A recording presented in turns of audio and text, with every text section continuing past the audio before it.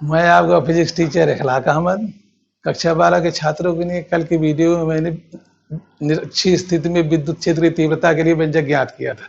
उसके आगे आज तीसरी वाली कंडीशन में न बिंदु अक्ष पर हो न उसके निरक्षीय स्थिति में, वो कहीं भी हो सकता है, उसके लिए व्यंजक ज्ञात करेंगे।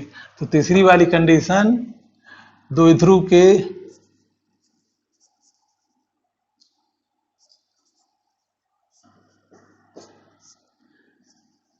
दूर कहीं भी बिंदु पर, किसी भी बिंदु पर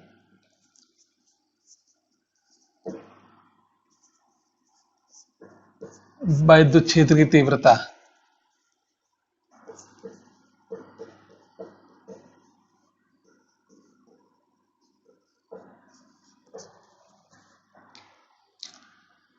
मान लिया ए बी एक द्विध्रुव है, ये माइनस क्यू है, ये प्लस क्यू है।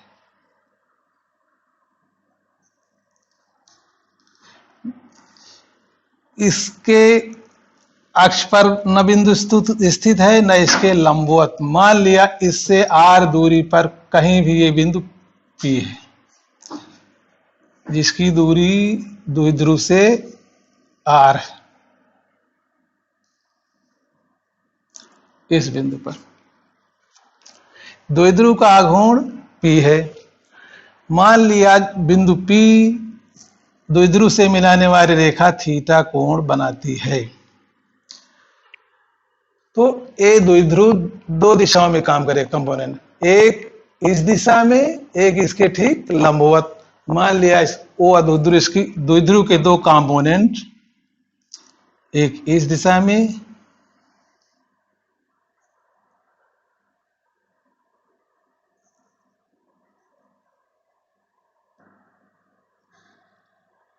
इसके ठीक लंबवत।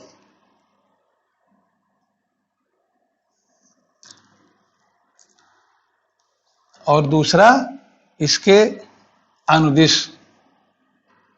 मान लिया ए डैश बी डैश एक कंपोनेंट है, ए बी का कंपोनेंट ए बी इसके लंबवत है कंपोनेंट, और इस दिशा में, इस दिशा में जो कंपोनेंट होगा ध्रुव का, उसका मान होगा पी साइन थीटा। इस दिशा में जो कंपोनेंट होगा इसका मान होगा पी कास थीटा। अब एक द्विध्रुव के अतिरिक्त दो द्विध्रुव, दो कंपोनेंट है। एक कंपोनेंट ए है जिस बिंदु जिसके ठीक निरक्षीय स्थिति में है, दूसरा इसी स्थिति में है जिसके अक्षीय स्थिति पर एक बिंदु है। तो अब इस पॉइंट पर ज्ञात करने के लिए इसके अक्षीय स्थिति में और इसके निरक्षीय स्थिति में ज्ञात करेंगे, जैसा कि इसके पहले व्यंजक प्राप्त किए हैं। अब इस पॉइंट पर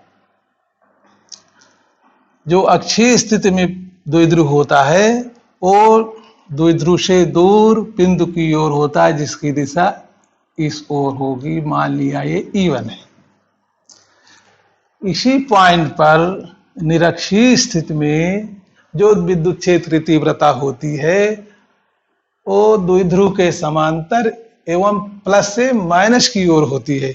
इस प्रकार इसकी दिशा इसके ठीक लंबवत इस दिशा में होगी, E2। अब E1 E2 की वैल्यू निकालेंगे।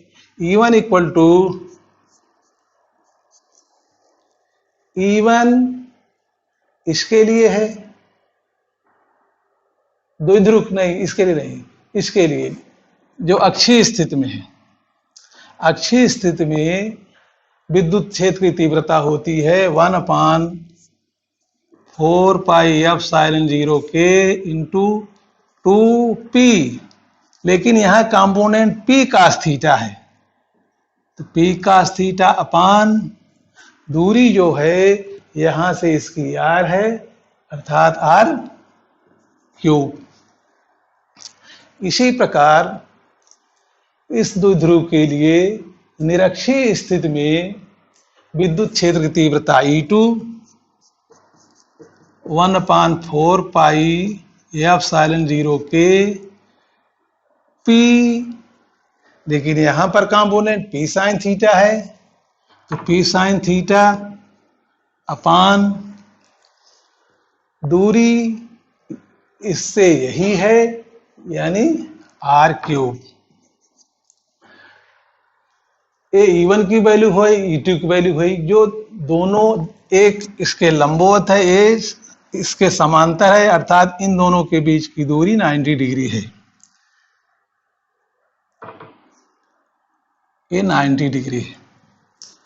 अब चूंकि समांतर चतुर्भुज के नियम से दो बल काम कर रहे हैं, तो समांतर चतुर्भुज के नियम से इस बिंदु पर परिणामी विद्युत क्षेत्र की तीव्रता equal to under root E1 square plus E2 square plus 2E1 E2 cos theta.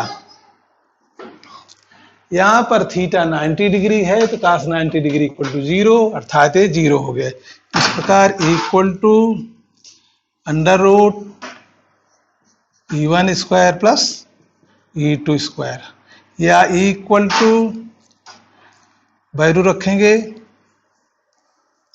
E1 की वैल्यू ये है, तो 1/4 पाई एप्सिलॉन 0 के 2p cos theta upon are cube plus E2 की वैल्यू इसको रखेंगे 1/4 पाई एप्सिलॉन 0 के p sine theta upon are cube whole square, या equal two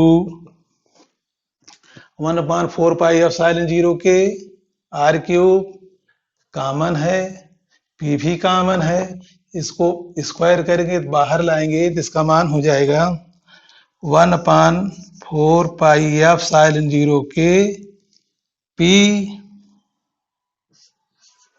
upon R cube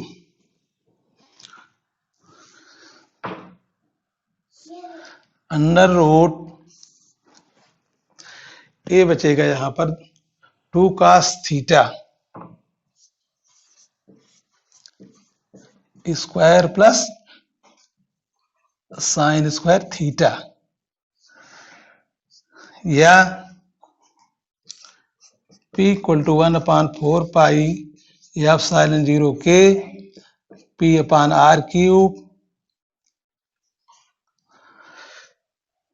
square करें 2 दूना 4 cos square theta plus sine square theta, या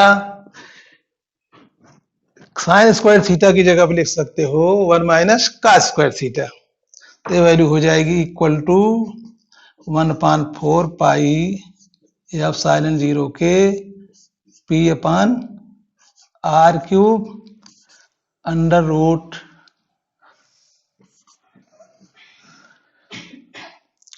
4 cos square theta plus 1 minus cos square theta.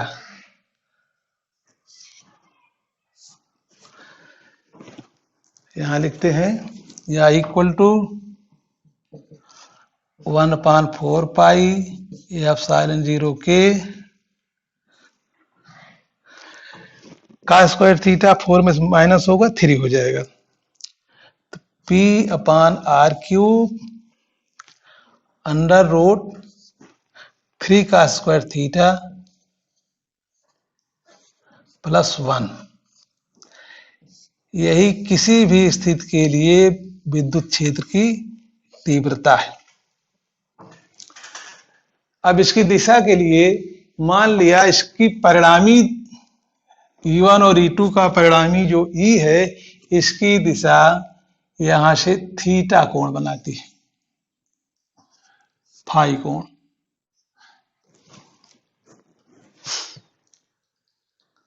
तो कोण ज्ञात करने के लिए टाइन फाई इक्वल टू, कोण के लिए tan फाई इक्वल टू लंब बटे आधार।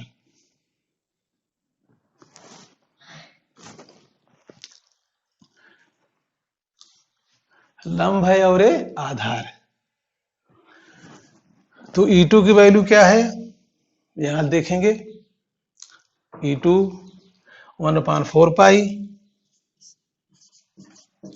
एप्सिलॉन 0 के 2p p sin theta upon r cube पूरे का बटा E1।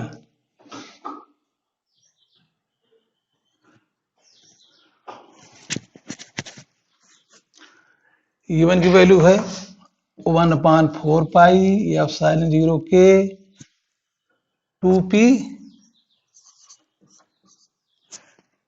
cos theta upon r cube या tan फाई इक्वल टू देखिए 1/4 पाई एप्सिलॉन 0 के से 1/4 पाई एप्सिलॉन 0 का कैंसिल हुआ, p से p कैंसिल हुआ, r क्यूब से r क्यूब कैंसिल हुआ, ये आ गया 1/2 साइन अपान cos यानी tan थीटा 1/2 tan थीटा। यही परिणामी तीव्रता, परिणामी जो विद्युत क्षेत्र की तीव्रता है उसकी दिशा है फाई, अर्थात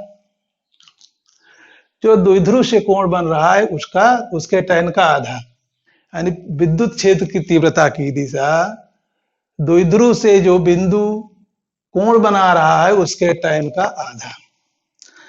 अब आज पहला चैप्टर पूरा हुआ है, आज पहला चैप्टर पूरा हो गया है। इसमें कि ज्यादा से ज्यादा सवाल लगे आप लोग लगा लीजिएगा, जो सवालें नहीं आती हैं उसको व्हाट्सएप नंबर पर भेज दीजिएगा, हम भी लगा के आप लोगों को बताएंगे।